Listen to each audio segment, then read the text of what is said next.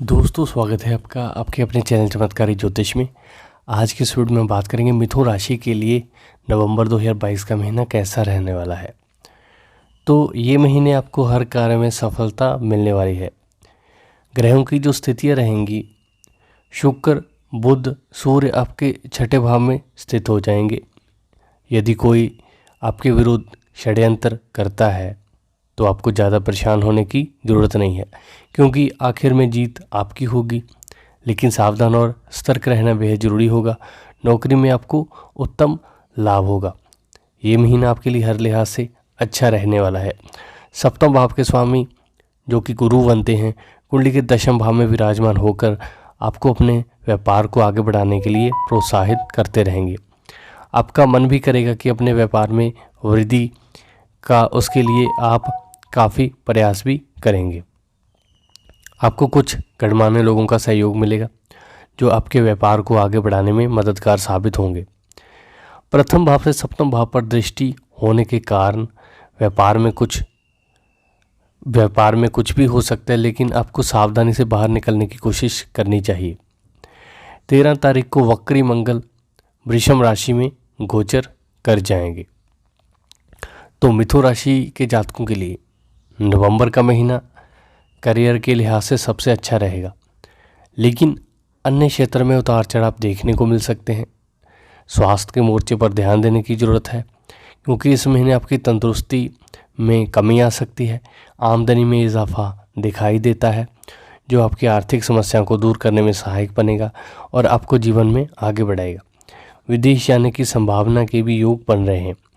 नवंबर का महीना आपके लिए हर लिहाज से अच्छा रहेगा, चाहे वो आपका परिवार हो, चाहे वो आपका करियर हो, आपकी हेल्थ हो, चाहे आपकी लव लाइफ हो।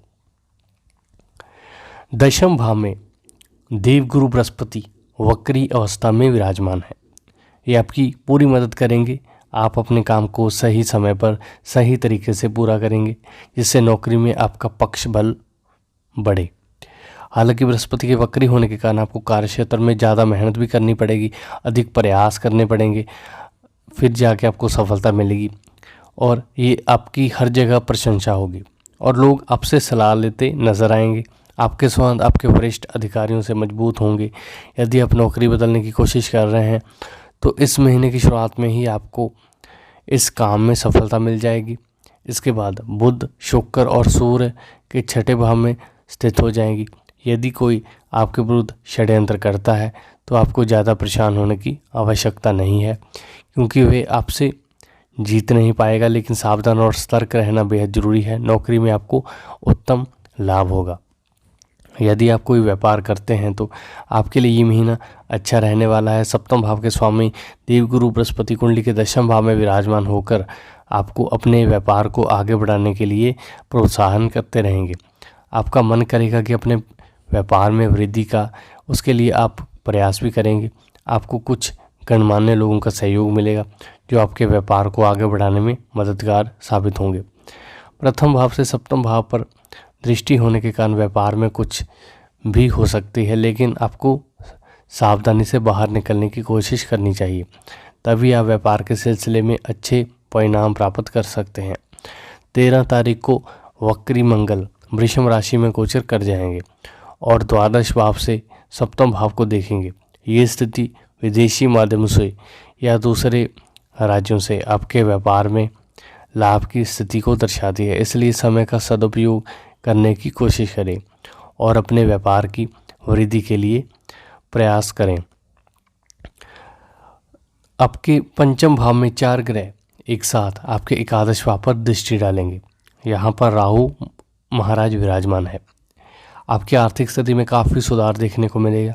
आपकी आमदनी में तेज़ी से बढ़ोतरी होगी, जो आपकी आर्थिक चुनौतियों को कम करेगी, आपको आर्थिक तौर पर मजबूत बनाएगी।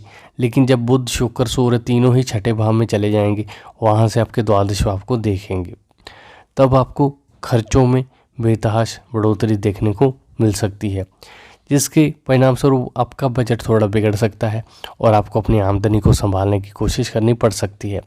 इसलिए बेहतर यही होगा कि समय रहते सुचेत हो जाएं और अपने धन को सही तरीके से प्रयोग करें, ताकि किसी भी तरह की आर्थिक चुनौती से आप बच सकें। यदि आपके पास अच्छी मात्रा में धन आ रहा है तो आपको उसे किसी सही स्थान पर निवेशित कर देना चाहिए, क्योंकि यदि आप ऐसा नहीं करेंगे तो वह व्यर्थ में खर्च हो जाएगा और आप हाथ मलते रह जाएंगे और आर्थिक स्थिति आपकी बिगड़ जाएगी। इसलिए समय रहते धन का सही इस्तेमाल करने पर जोर दें। अगर आपकी हेल्थ की बात की जाए तो आपके राशि स्वामी पंचम भाव में विराजमान रहेंगे, लेकिन 13 तारीख को वह आपके छठे भाव में प्रवेश कर जाएंगे। इसके परिणाम स्वरूप श्वास संबंधित परेशानियां बढ़ सकती हैं। शुक्र और सूर्य भी उनके साथ छठे भाव में आ जाएंगे तथा मंगल भी वक्री अवस्था में आपकी राशि से निकलकर वृषभ राशि में चले जाएंगे और वहां से छठे भाव पर पूर्ण दृष्टि डालेंगे, जिससे स्वास्थ्य बिगड़ने की पूर्ण संभावना बन सकती है। इसलिए आपको अपना ध्यान रखना होगा, अपने खाने पीने की आदतों को सुधार करना होगा। आपको स्किन एलर्जी, आँखों के नीचे गहरे गड्ढे होने या फिर आँखों से पानी बहना तथा महिलाओं को मासिक के समय होते वाली समस्याएं परेशान कर सकती हैं। महीने की शुरुआत आपको मिश्रित परिणाम देगी। पंचम भाव में सूर्य, बुध, शुक्र और केतु की उपस्थिति रहेगी, जिससे आपके प्रेम जीवन में उतार चढ़ाव आते रहेंगे। एक तरफ तो आपको अपने रिश्तों में रोमांस और प्यार की भावनाएं महसूस होंगी, तो दूसरी तरफ अहम का टकराव और एक दूसरे को समझ पाने की कारण कुछ खिन्नता भी महसूस होगी और इसका असर आपके रिश्तों पर पड़ेगा। इसलिए ना चाहते हुए भी आपके बीच कहासुनी हो सकती है। हालांकि शुक्र, बुध और सूर्य के छठे भाव में जाने के बाद केवल केतु महाराज आपके पंचम भाव में रह जाएंगे, तो महीने का उत्तरार्ध थोड़ा सा ठीक रहेगा। लेकिन आपको अपने प्रीतम को समझने का प्रयास करना चाहिए, वह क्या चाहते हैं और उनकी सोच और विचार क्या है, इस पर थोड़ा ध्यान देने की आवश्यकता पड़ेगी। यदि आप ऐसा कर पाने में सक्षम होते हैं तो आप अपने प्रीतम को भलीभांत समझ पाएंगे और तब आप अपने रिश्ते को सही मायनों में संभाल पाने में लायक रहेंगे। अन्यथा रिश्तों में समस्या आ सकती है, क्योंकि अष्टम भाव में बैठे शनिदेव पंचम भाव को पूर्ण दृष्टि से देख रहे हैं।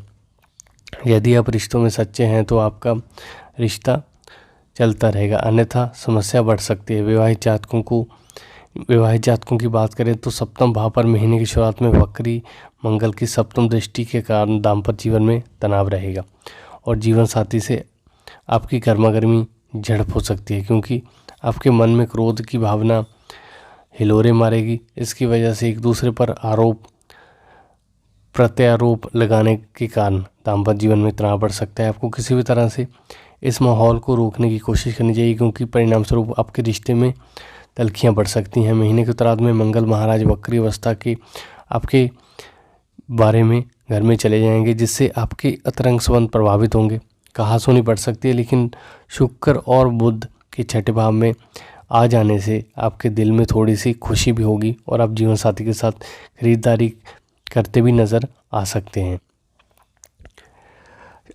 अष्टम भाव में बैठे शनि महाराज की पूरी दृष्टि आपके दूसरे भाव पर रहेगी तथा दशम भाव में बैठकर देवगुरु बृहस्पति भी दूसरे भाव को देख रहे हैं, जिसके परिणाम स्वरूप आपके कुटुंब में कुछ उतार चढ़ाव तो रहेंगे, लेकिन फिर भी स्थिति नियंत्रण में रहेगी और कोई भी बड़ी समस्या दिखाई नहीं देती है। बस आपको अपने व्यवहार को और मधुर बनाने की आवश्यकता होगी, जिससे आपके और अपने आप पर विश्वास कर सकें और आपका समर्थन कर सकें। चतुर्थ भाव पर देवगुरु बृहस्पति की कृपा होने से पारिवारिक सदस्यों में प्रेम की भावना रहेगी और घर के बड़े सदस्य भी सबका मार्गदर्शन करते नजर आएंगे। घर में एक रूपता रहेगी। हालांकि प्रथम भाव में बैठे वक्री मंगल चतुर्थ भाव को देखेंगे, जिससे संपत्ति से संबंधित कामों में सफलता मिल सकती है और कोई पारिवारिक संपत्ति खरीदने में सफलता मिल सकती है।